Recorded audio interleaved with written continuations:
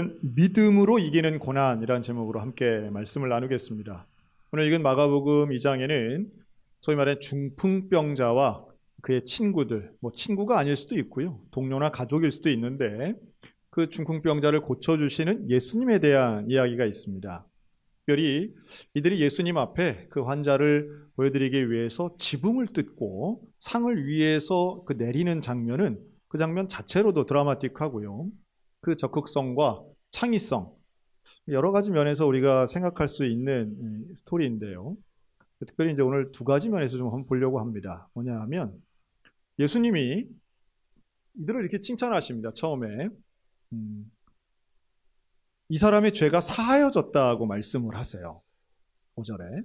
근데 그 죄가 사하여졌다라고 할 때는 우리가 반드시 그 용서의 전제는 회개가 있어야 되지 않겠습니까? 그런데 왜 아무도 회개하지 않았는데 예수님은 죄를 사하셨다고 말씀하셨을까라고 하는 부분하고요. 그런데 그것도 두 번째는 그 근거를 뭐라고 하냐면 믿음 때문에 죄를 사하해 주시는데 그 믿음이 중풍병자 본인의 믿음이 아니에요. 이 병자를 데리고 온 사람들의 믿음을 보시고 죄를 사하해 주십니다. 신기하죠? 우리가 아는 용서라고 하는 건 당사자의 회개만이 유일한 그 원인이라고 생각하는데 여긴 그 두 가지 원칙이 다 무너진 거예요. 회개도 없지만 그것도 타인의 믿음 때문에 이 사람이 용서를 받는다? 뭔가 우리를 불편하게 하는 대목입니다. 여기는 예수님의 의도성이 있는데요. 먼저 이들의 믿음에 대해서 좀 봐야 됩니다. 중풍병자를 4명이 메고 와요. 그리고 이 4명 외에도 그를 데려오도록 부탁한 사람들까지도 나옵니다. 그러니까 4명 이상의 사람들의 믿음에 대해 예수님이 인정하시는데요. 이들에게는 어떤 믿음이 있었을까라고 하는 겁니다. 이들의 믿음을 두 가지 측면에서 볼 수 있어요. 하나는 예수님에 대한 이해, 또 하나는 사람에 대한 이해인데요. 예수님에 대해서 이들은 어떻게 생각을 했을까라고 하면 이 중풍병자의 친구들은 예수님의 제자도 아니고 사도도 아닙니다. 그래서 다시 말해 예수님이 앞으로 고난을 당하실 것이고 부활하실 것이고 이런 걸 믿을 수가 없는 상황인 거예요. 그럼 이들은 예수님에 대해 어떤 믿음을 가졌을까라고 하면 들은 소문에 근거해서 예수님께 나가면 내 친구, 이 중풍병자가 좀 나을 수도 있겠다. 요 정도의 믿음이었다는 거예요. 그렇지 않겠습니까? 이게 합리적이죠? 물론 이 질병을 이렇게 쉽게 낫는 병이 아니에요. 이 중풍병이라고 하는 건 지금이야 좀 협의적으로 중풍에 대한 이해가 전문적인 이해가 있지만 이 시대의 중풍병이라고 한 거는 나중에 보면 예수님이 이제 일어나서 네 상을 가지고 걸어가라 이렇게 명령하시는 걸 봤을 때 이 중풍병은 일어날 수 없는 병 스스로 또 걸어 다닐 수 없는 병인 겁니다. 그러니까 마비가 온 거예요. 그러니까 이러한 병은 고칠 수가 없는 거예요. 당시의 의학이나 상식으로는 고칠 수 없는 병이에요. 그런데 이것을 예수님께 나가면 어쨌든 예수님은 능력이 있다니까 나가면 조금이라도 뭔가 나아지지 않을까? 고쳐지면 더 좋고 이런 생각이었겠죠. 근데 사람에 대한 이해도 있습니다. 당시에 율법학자나 서기관이나 이런 사람들이 볼 때에는 신체에 장애가 있거나 고칠 수 없는 질병들은 대개 그 원인을 어디에다 두느냐면 죄에다 두었습니다. 예수님께도 그런 질문하는 게 나오죠. 선천적인 시각장애인을 두고 사람들이 질문을 합니다. 예수님, 이 사람이 날 때부터 소경이었는데 그 원인이 본인의 죄 때문입니까? 부모의 죄 때문입니까? 여러분, 이런 질문 자체가 사람들이 갖고 있는 신체적 장애나 질병에 대해 사람들은 한 가지로만 생각했다는 걸 증명하는 거예요. 다시 말해, 물론 이런 중풍병은 후천적으로 발생했을 질병일 겁니다. 그러나 그 후천적 질병에도 분명히 사람들에게는 좀 죄 때문인 거야. 저건 하나님이 내린 징벌이야. 이렇게 생각하는 것이 당시의 보편적 사고였다는 거예요. 그러면 그 죄인들을 가까이 하고 싶은 사람 별로 없는 거예요. 가까이 하고 싶지 않고 사람들 속에는 그런 정도의 환자들에 대해서는 부정적인 마음을 갖고 있는 겁니다. 나중에 그 자리에 서기관들도 있었는데 그 예수님 보면서 그들이 속으로 무슨 생각을 하느냐 하면 예수님 앞에 저건 신성모독이다 이런 생각을 가져요. 그러니까 예수님을 상당히 부정적으로 보는 거죠. 그러니까 그런 심리들을 갖고 있는 사람들이 그 자리에 있었던 거예요. 그러니까 예수님이 말씀하십니다. 그 중심을 보시고 도대체 너희들은 무슨 생각으로 그런 마음을 가지느냐. 그리고 그들에게 보란듯이 예수님 말씀하세요. 오늘 이 사람의 죄가 사하여졌다. 예수님의 이 선포는 참 위대하고 놀라운 선포인데요. 다시 말해 그 자리에 있던 서기관들에게 너희들이 볼 때는 이 사람이 죄 때문에 병에 걸린 줄로 아느냐? 아니다. 이 사람은 더 이상 죄인이 아니다 라는 선포였어요. 이 중풍병자는 상당히 수동적이에요. 아무 말도 하지 않아요. 가만히 있을 뿐이에요. 남들이 내려주면 가다 가만히 있는데 그 예수님의 한마디는 이 사람의 죄가 사해졌다고 말할 때 예수님은 이 중풍병자의 편에 서시는 겁니다. 저는 이 중풍병자 친구들의 믿음, 이들이 갖고 있던 믿음의 참 중요한 포인트는요, 이 환자를 어떻게 보느냐였어요.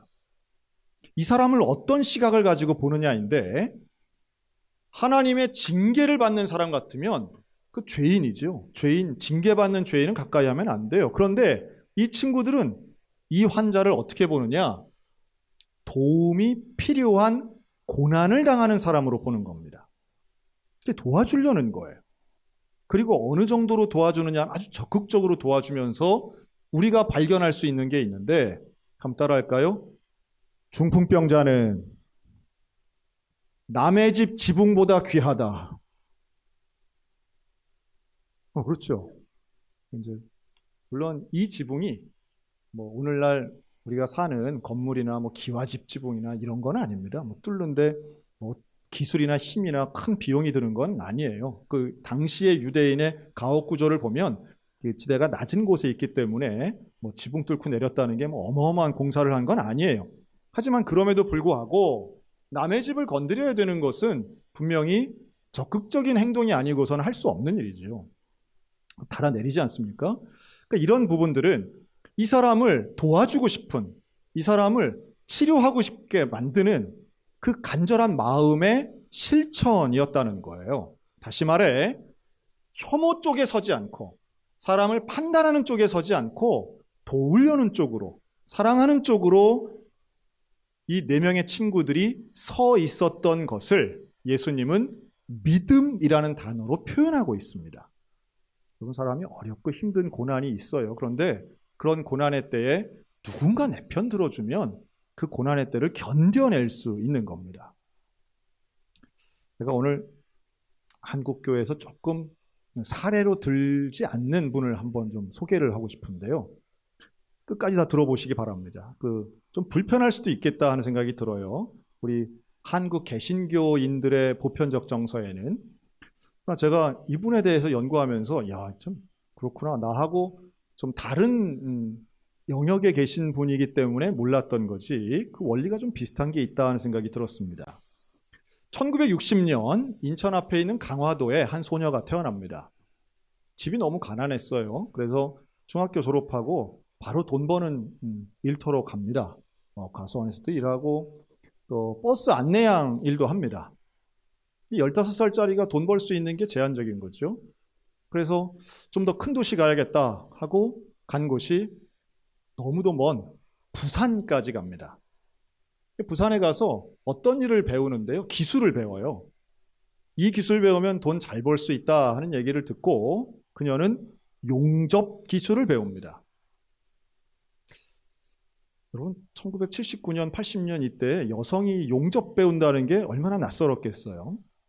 하지만 원래도 일머리가 있고 똑똑한 그녀가 1981년도 21살이 되던 해 정말 큰 회사에 들어갑니다. 그 회사는 대한조선공사였습니다. 용접공으로 들어간 거죠. 당시에 그 회사에 일하는 용접공이 수백 명이었는데요. 여성 용접공은 이 소녀 한 명뿐이었습니다. 그녀의 이름은 김진숙입니다. 30대, 40대 혹은 아버지 뻘 되는 그 용접 기술자들 사이에서 21살 김진숙은 최선을 다해서 일도 배우고 일을 합니다. 당시의 분위기 자체가 물론 남성 중심적이고 지금의 분위기와는 비교도 안 되죠. 하나밖에 없는 여성 용접궁을 신기하게도 바라보면서 이들은 아무렇지 않게 성적인 농담을 하거나 혹은 때로는 귀엽다면서 성추행에 하는 것도 서슴지 않는 그런 분위기였습니다. 더더군다나 그렇게 수백 명이 일을 하는 곳인데도 여성 화장실이 없었습니다. 얼마나 불편했겠어요. 그런 가운데에도 사람들과 어울리며 어쨌든 일할 수 있다는 것, 그리고 일하는 가운데에도 돈 벌 수 있다는 것, 최선을 다 일합니다. 그러다가 노조에 가입하게 되고요. 노조 대의원이 됩니다. 노조 대의원이 된 김진숙은 회사를 향해서 적극적인 목소리를 냅니다. 그리고 그녀가 외쳤던 요구 사항은 바로 화장실을 만들어 달라였습니다.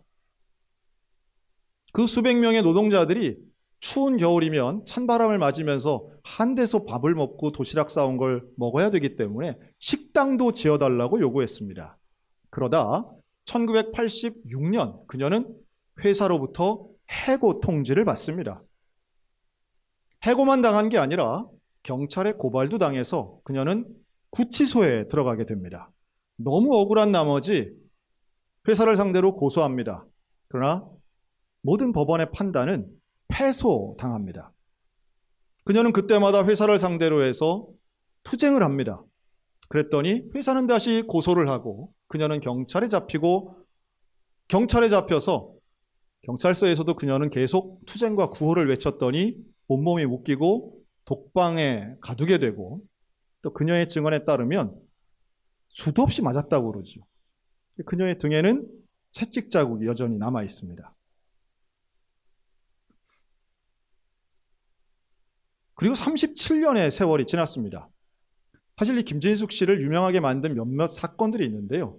2011년 35m 높이에 있는 고공 크레인에서 그녀는 혼자 309일 동안 투쟁을 합니다. 이 2011년 고공 투쟁은 당시에 많은 사람들에게 주목받기도 했습니다. 1년 가까운 세월을 그 크레인 꼭대기에서 어떻게 살았을까? 당시에 많은 사람들은 반호기심, 또 어떤 면에서는 왜 저렇게 유별을 떠나? 왜 저렇게 사람들 힘들게 하나? 저건 빨갱이야? 라고 하는 비난도 넘쳤습니다.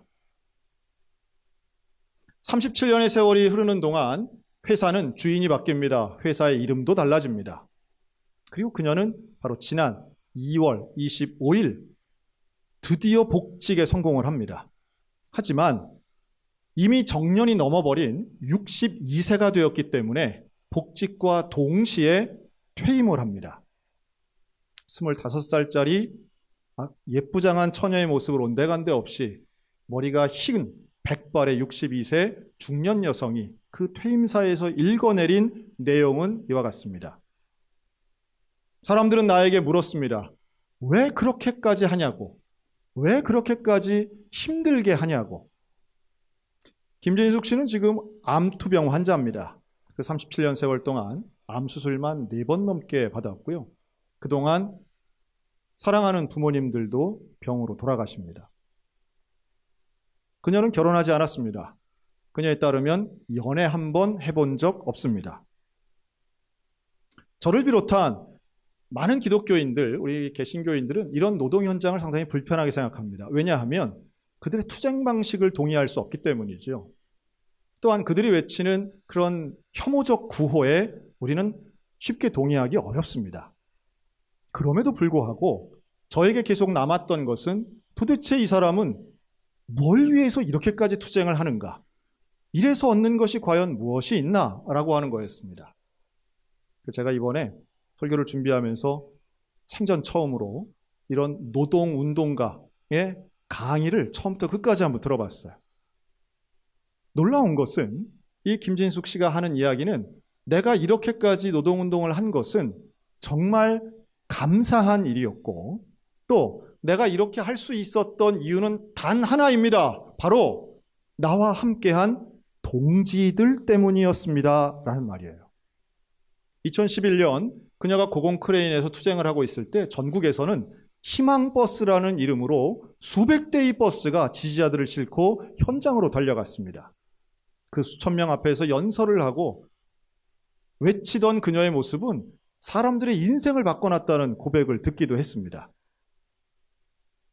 인정하기 어려운 분들도 많으실 거예요. 하지만 분명한 건 그녀 때문에 노동 현장이 달라진 것도 부정할 수 없는 사실입니다. 많은 사람들이 복직을 할 때 그녀 혼자, 2012년 그녀 혼자만 복직이 안 됐습니다. 사측의 반대 때문이었죠. 저는 그분의 인생을 보면서 나와 다른 결로 살았지만 명확한 것은 고난이 있을 때, 견디기 힘든 사람들의 배신과 시대의 외면이 있을 때 누군가 내 편에 있으면 견딜 수 있는 거구나. 그렇게 견디는 것이 그 아이에게는 평생의 의미였겠구나 하는 생각을 합니다. 조병준 시인이 쓴 따뜻한 슬픔이라는 시가 있어요. 이 시를 보면 어떤 슬픔들은 따뜻하다. 슬픔과 슬픔이 만나 그 알량한 온기로 서로 기대고 부빌 때 슬픔도 따뜻해질 수 있다. 누구에게나 슬픔이 있죠. 억울함과 속상함이 있습니다. 그런데 그것이 치유되기 위해서는 하나님의 은혜와 이웃의 동행이 있어야 된다라고 하는 거예요. 지난 월요일입니다. 우리 교회 안수 집사님 중에 손성기 집사님이라는 분이 계십니다. 이 손성기 집사님은 편의점을 운영하세요. 편의점은 24시간 동안 일하는 곳입니다.